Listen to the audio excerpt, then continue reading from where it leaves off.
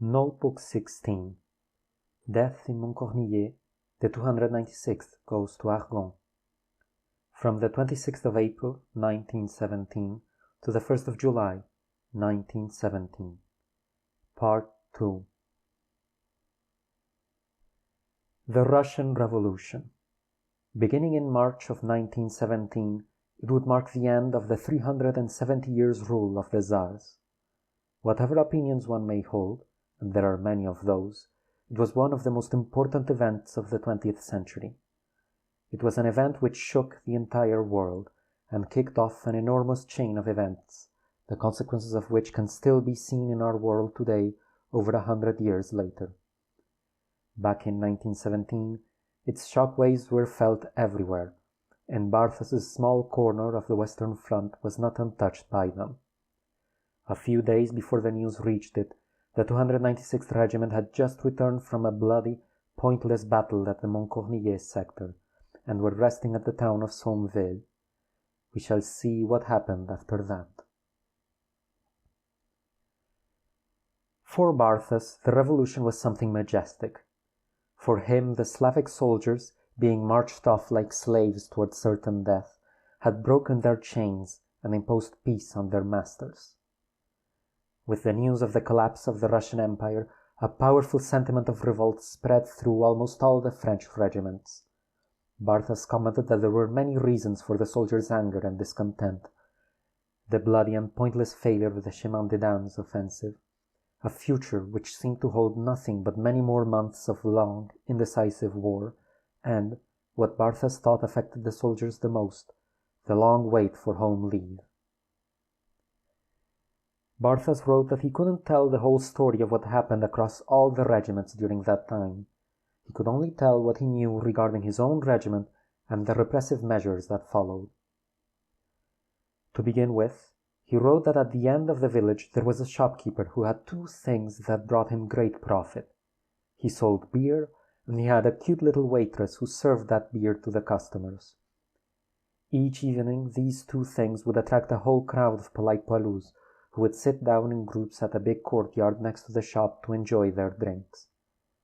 One of these evenings, some poilus were entertaining their comrades with songs and jokes, when suddenly a corporal started singing the song of Chemin, a song of revolt, lamenting the sad life of the trenches and the men who had died, and with words of anger against the war, the ones who created it, and the rich shirkers who sent the men who had nothing to fight it.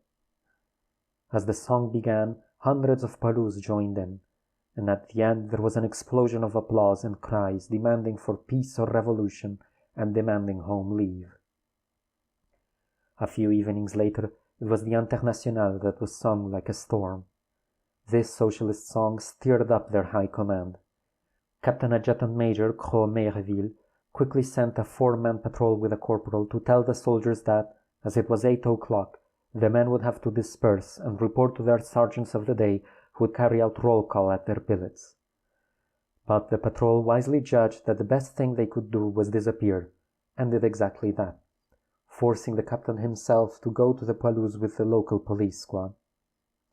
The captain tried to speak, but as soon as the first words left his mouth, he was stopped by a wall of angry shouting from the soldiers. Enraged but powerless, the captain turned to the unfortunate sergeants who had unwisely reported that no one had been absent at roll call, and forced them to call the names a second time.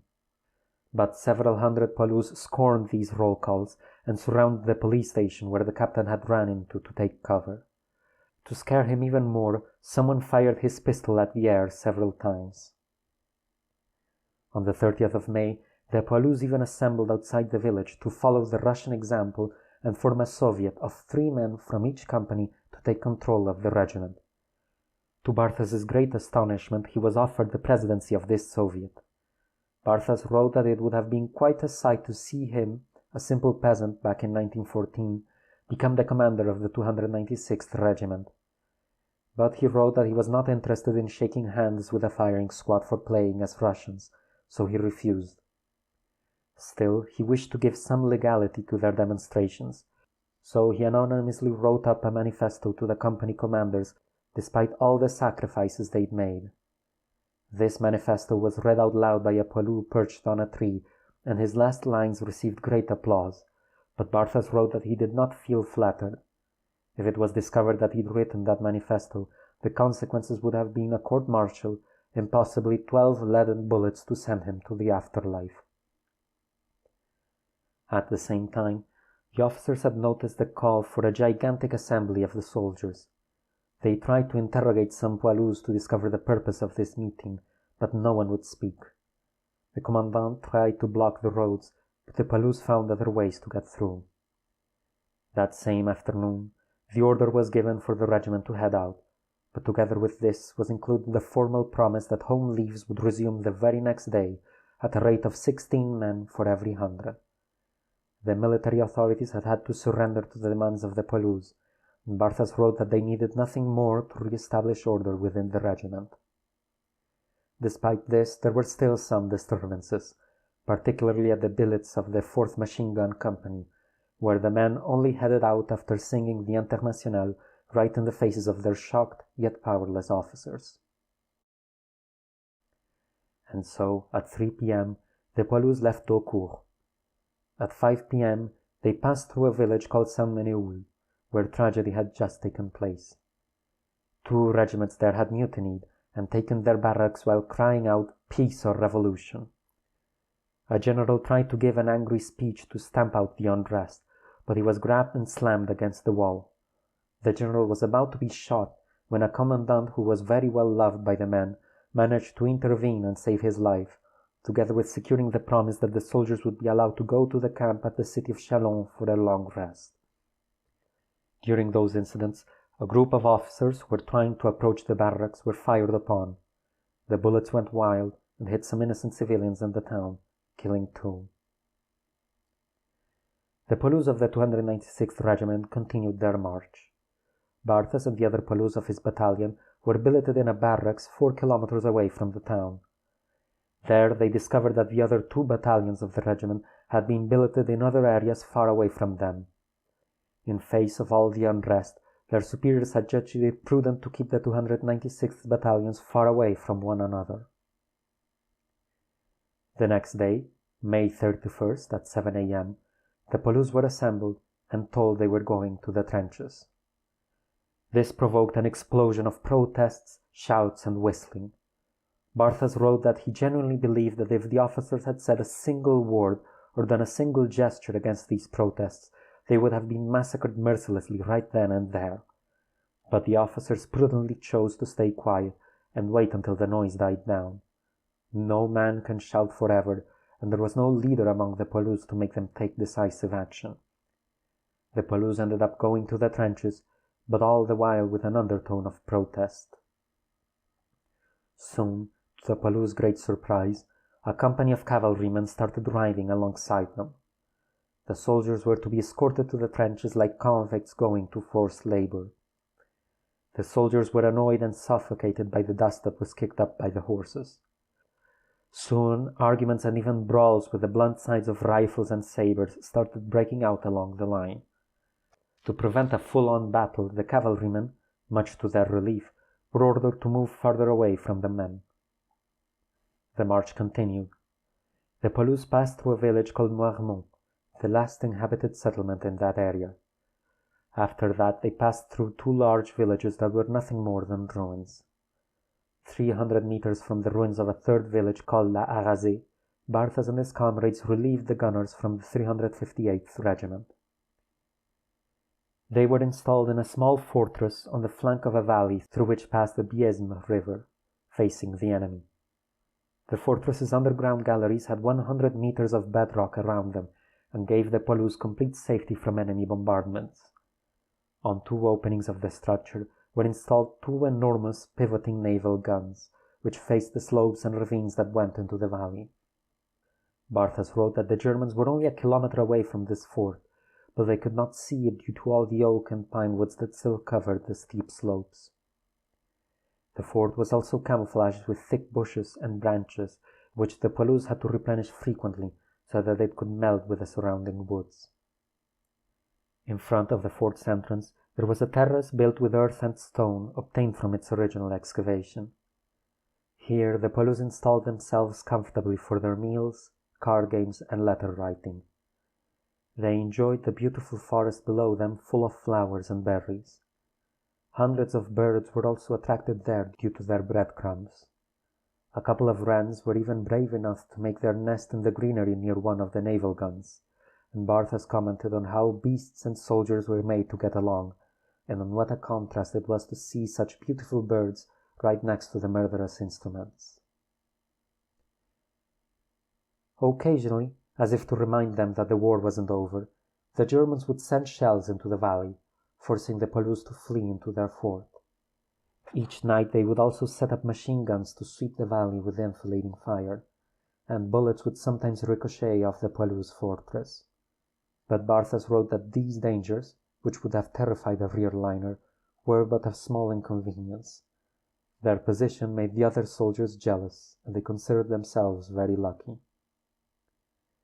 Their instructions, in case of enemy attack, was to hold the position until the enemy managed to cross the valley, then blow up the fortress and escape through an underground passage which reached the slope's summit. Barthas wrote that that area of the sector was deserted, and so no one but them knew about that passageway. One afternoon in July, the Palouse, together with 2 sentinels from a nearby surveillance post, were out on the fort's terrace, enjoying their time loudly with wine and card games. They were in their shirt sleeves, dirty and bareheaded, when they suddenly heard a commotion coming from the emergency underground passage within the fort. One of the soldiers, a man called Simard, asked, "Who goes there?" in Occitan. Suddenly, 2 men appeared with their uniforms covered in mud. One was a junior cavalry officer, and the other, to their great surprise, was their divisional general. It turned out that, by chance, the general had discovered the exit of their emergency tunnel and, together with the cavalry officer, headed into it to see where it led. He looked just as surprised as them. There was a long silence, which was broken by the general demanding to know who was in command here. The commander of the fort, none other than their Sergeant Gauthier, rose up with his heart in his boots. The general wanted to know what was going on in the fort. Unhappy with the nervous sergeant's vague explanations, he started demanding in detail the calibrations, ranges, reference points, and instructions for each of the artillery pieces, among other things. The sergeant started stammering, but Barthas went to his rescue. Barthas had drawn up the panoramas, firing tables, and other files himself, and presented them to the general. In that way, he showed the general the importance of their fort, which could open fire at any point in front of them. The general looked satisfied. Before leaving, he looked back at all of them, shook his head, and said, "You're all sitting pretty here." And so it was, Barthas wrote, that the Arrazé sector was a calm one that was barely ever mentioned in dispatches. The bloody fighting it had seen back in 1915 was now almost completely forgotten by the people. Back in those days, the German Crown Prince himself had launched a painful offensive against them there. The Germans managed to sweep down the valley and had even occupied the village of La Arrazé until a French counterattack pushed them out. Barthas wrote that in the area one could still see the remnants of a fine house where the Crown Prince had set up his command post, and where he'd almost been captured by the French, managing to escape only thanks to a small door at the rear of the house. All that was left from that fighting now were a few patches of grass that had been transformed into cemeteries, where the dead rested under the shades of the trees, accompanied by the soft murmur of the Biesme river. Barthas wrote that La Arrazé itself still kept its village-like appearance. The walls of its small church and a few houses were still standing, as it was difficult for artillery to hit the place, strung out as it was along the steep slope of the valley. Among all the ruins one could make out the walls of a villa. This had been the country house where André Theuriet, a French novelist and poet during the previous century, had come during his vacations to rest.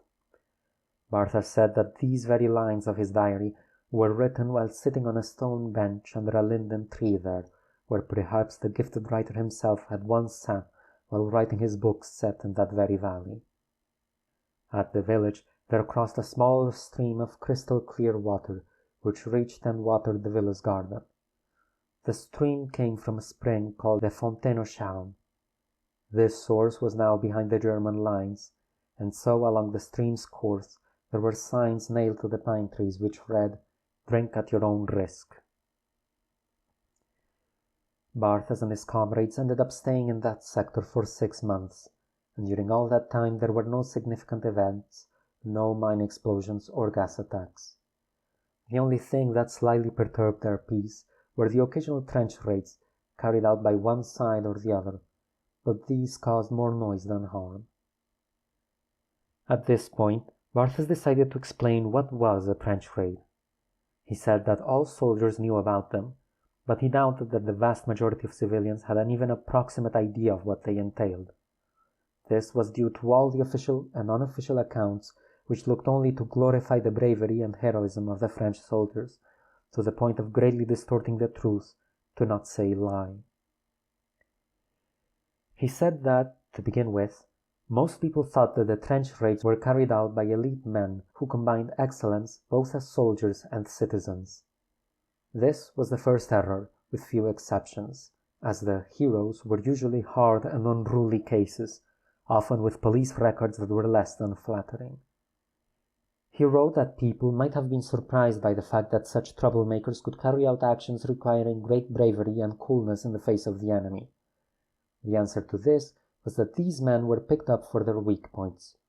They were obsessed with being independent, and so the straitjackets of military discipline were loosened on them. These men found the trenches too suffocating, and so they were pulled out and billeted at separate barracks in the rear, where they were left alone, free to sing, drink, brawl, quarrel, and have noisy fun as much as they wanted. They only came to the trenches for a few hours before a raid. After each raid, they would be rewarded with a few croix de guerre, which the raiders were crazy about, and a 4 to 8 day leave for each man if they managed to capture a single prisoner, which was a rare occurrence. When the day came for a raid, these men would be sent close to the trenches on cars or vans. They would then move up during the night and install themselves right at their launching points in the forward outposts. Just beyond the forward outposts, paths would have been cut through the barbed wire, usually at the first signs of dawn. All would be silent until the shot of a single large-caliber gun in the distance rang out. This was the signal. At that moment, before the echo had cleared away, all the artillery batteries in the sector and its neighbors began a rolling barrage at the spot that would be attacked. Together with these big guns, all the trench artillery, mortars, 37mm guns, and bomb throwers started firing as well. Barthas wrote that all this deafening barrage was unleashed at the same time, as if a single person had fired 100 cannons at once. The raiders, with their stomachs fortified by plenty of drink, would throw themselves forward at the signal shot. The men at the front carried bundles of branches on their heads. When they reached the German barbed wire, the first man would throw his branches and step to the side. The second man climbed those branches and threw his own in front of them. This was repeated until the raiders reached the enemy forward posts in 2 to 3 minutes. Barthas wrote that meanwhile the Germans had developed a clever tactic against all of this. The first trench line was deserted. They only left 2 men in each listening post, while the rest of the soldiers stayed back at the second trench line in well-prepared positions, which would have been too rash for the French to attack. The sentinels at the forward posts were to fall back to the second line at the first cannon shot. Sometimes they were killed by the bombardment, sometimes they would disappear into underground mines and tunnels. Generally, they would only fall into the raiders' hands if they had been wounded by falling back. And so, most of the time, the raiding party would return empty-handed, having nothing to show to the French general waiting impatiently for them at the command post but some broken tool or piece of tent cloth taken from the German trenches. When the general asked about the prisoners, the raiders, with excellent coordination, would swear that the Germans just wouldn't surrender, and they had been forced to kill all of them. But sometimes they did manage to bring back 1 or 2 German prisoners. At this, everyone would be happy, as it meant 4 days or even a full week of home leave. The happy general would distribute cigarettes, vintage wine, medals, and other rewards. One particular day, the raiders had come back with a prisoner. While the men crowded around the general, a junior officer who had not taken part in the raid approached the German and insulted and threatened him with his fist right in front of his face. Two of the raiders noticed this and started shouting at the officers to not touch their prisoner. "He's ours," they said. "You didn't bring him in, did you?" And so the confused prisoner found himself surrounded by raiders who didn't stop giving him cigarettes, coffee, and wine right in front of the angry officer, who could do nothing but stand there in silence. Barthas wrote that these raids had wildly varying outcomes. Some were tragic, others outright ridiculous. Sometimes the raiders, completely drunk as they were, would start arguing among themselves, brawling and even injuring each other right in the trenches before going over the top, or when they were out on their way to attack. Sometimes there would be mad panics, and groups would wander off and get lost in the labyrinth of barbed wire.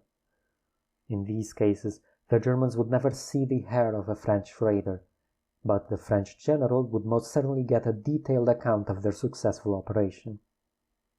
One day, the general had grown skeptical of all of this and decided that the raids would take place in daylight, but as this gave no better results, they soon returned to the pre-dawn hours. Barthas wrote that, to be fair, the raiders showed real bravery at least on one occasion, when they reached the enemy lines and found themselves face to face with a German raiding party which, due to pure coincidence, had also been preparing for their own attack. Brutal hand-to-hand fighting ensued, and the French raiders managed to emerge victorious, killing or chasing off their opponents. And these, concluded Barthas, were the men who took part in trench raids. Some were dirty and ragged like scarecrows, while others were perfumed and long-haired dandies who strutted around indulging in wild decorations on which they sacrificed all their pay. Meanwhile, during their 6 months of stay there, Barthas's unit was drastically reduced in size. 2 men were sent to join the army on the Salonika front in the Balkans. Another man was sent away to be a miner, and another to be a truck driver. Barthas wrote that on the trench lines hardly anyone was left besides the peasants like himself. One of his comrades, a man called Delisle, had made the mistake to write a letter to his wife where he told her about the anti-militarist demonstrations in June. His letter was opened, and the military authorities sent him to the division's disciplinary company. And of the ones that were left after all that, a third were sent away to form a divisional battery with a new English Stokes mortar. Even as their superiors shrunk the unit's size, they increased the numbers of weapons assigned to them. They got 3 37mm guns, 1 revolver cannon, 4 compressed air mortars, and 3 47mm naval guns, among other things. In short, Barthas wrote that there were now more cannons than cannoneers left to operate them. Still, in general, their duties were easy. On the front line, they only had 1 revolver cannon and 1 compressed air mortar served by 4 gunners, while the other guns were kept back at the fortress in case of an attack. The only nightmare was during the trench raids, when they had to move all their guns to the front line and fire them away like madmen for 15 to 20 minutes. After that, they would have to quickly run to the nearest shelter, as German shells would soon start falling on their trenches. Barthas wrote that their commanding officer, who had served in the artillery, estimated that each trench raid cost from 300,000 to 500,000 francs in shells alone, all for at best capturing 1 or 2 Germans and pulverizing a third. It was a tremendous waste to which their leaders seemed blind. Barthas also wrote that before, in the history of France, terror had been spread with the guillotine and the knife, but now they suffered from a new terror which used penal companies and execution posts. The unrest that had manifested throughout the army during the months of May and June led their superiors to impose harsher discipline. For some time, most of the Pelouse letters were opened, and if in them someone had expressed approval of the demonstrations, if he said he was tired of the war, or any other such thing, he was sent off to a court-martial or to a couple of months in one of the penal companies. The roads were filled with military police, and no soldier could go out without written authorization from the colonel. The men going on home leave went like dangerous convicts. They had to march in ranks of 4 as if in drill, while surrounded by junior officers and non-coms. It was absolutely forbidden to sing even the most innocent songs, to break ranks, or even to stop individually to tie a shoelace or obey a call of nature. Either the whole column had to stop at the same time, or a corporal had to stay behind watching over the laggard. Barthas wrote that, in other circumstances, this would have led to complaints and even violence from the poilus, but to go on home leave and escape that horrible fate for a few days, they would all have gladly gone barefoot, crawling on their knees while enduring the kicks of boots and lashes of whips. On the path to the train station, there were some beautiful cherry trees along the road, and during the months of July and June they were bearing bountiful fruit. But in this also the soldiers were forbidden from picking any of it, with harsh punishments to any who disobeyed. And so 3/4 of the beautiful fruit rotted on the trees. When on their way to the train station, the poilus passed through the town of Saint-Ménehould, and their superiors would make them avoid the center of town to prevent any contact with the civilians through a big detour, as if the poilus had been lepers. During that detour, the poilus could witness a military cemetery where several thousand men had been buried. When the poilus reached the barracks outside of the town of Mort-Homme, a big iron gate was closed right behind them. They were prisoners until the very moment they got on the leave-takers' train 2 kilometers away in the middle of the woods. To ensure that all of this went smoothly, their superiors assigned an officer at Mort-Homme whose name Barthas could no longer remember. Barthas wrote that this man, though superior to them in rank, was not so in qualities, and in civilian life he had probably been the director of an insane asylum or of a camp of convicts, the way he treated them. But for now we've reached the end of the 16th notebook. With the collapse of the Russian Empire, widespread mutinies across the 296th Regiment and the French army, as well as 6 months spent in relative comfort in the quiet Alsace sector, ignoring, among other things, the harsh measures put in place by the officers in response to the soldiers' discontent. We'll see how things continue with these harsh measures and the war in general. For now, I hope you all have an excellent day, and I shall see you next time.